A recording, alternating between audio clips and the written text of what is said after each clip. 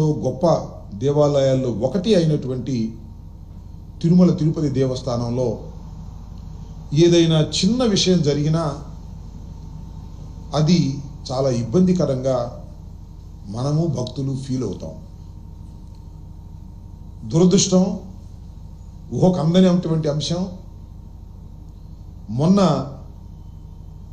తిరుమల తిరుపతి దేవస్థానానికి సంబంధించినటువంటి వైకుంఠ ఏకాదశి సందర్భంగా వైకుంఠ ద్వార దర్శనానికి భక్తులు వెళ్లేందుకు టోకెన్లు జారీ సందర్భంగా తొక్కిసలాట జరగటం,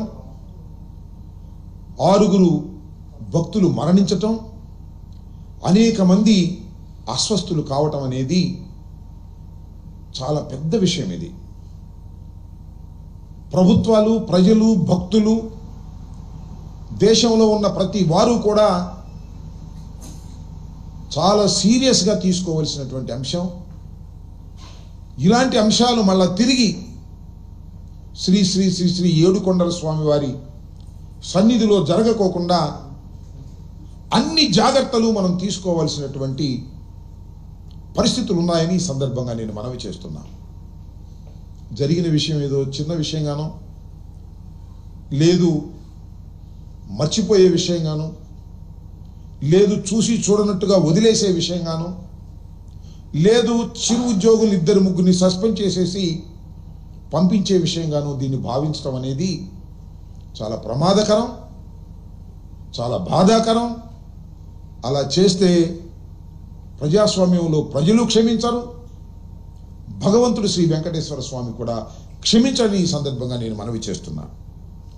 ఆ విషయాలను నేను ఎందుకు చెప్తున్నానంటే, ఈ సంఘటన జరిగిన వెంటనే రాష్ట్ర ముఖ్యమంత్రి నారా చంద్రబాబు నాయుడు గారు హుటాహుటిన బయలుదేరి వెళ్ళారు.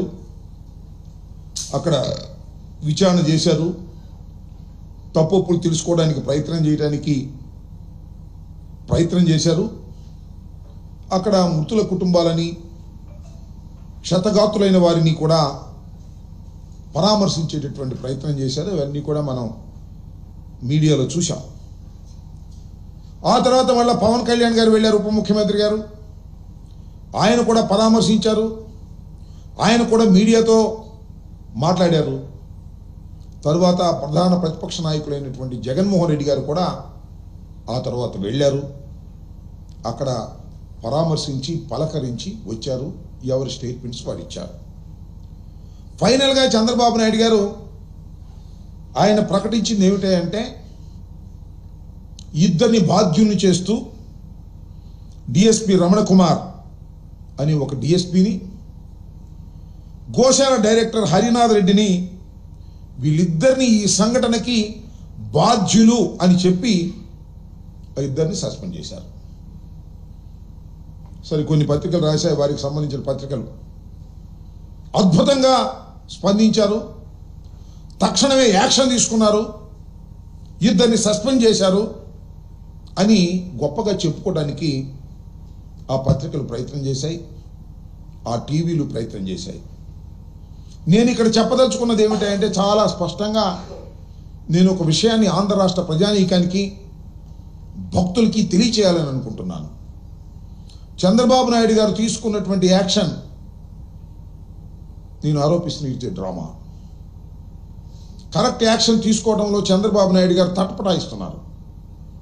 ఆ కారణాలు ఏంటనేది కూడా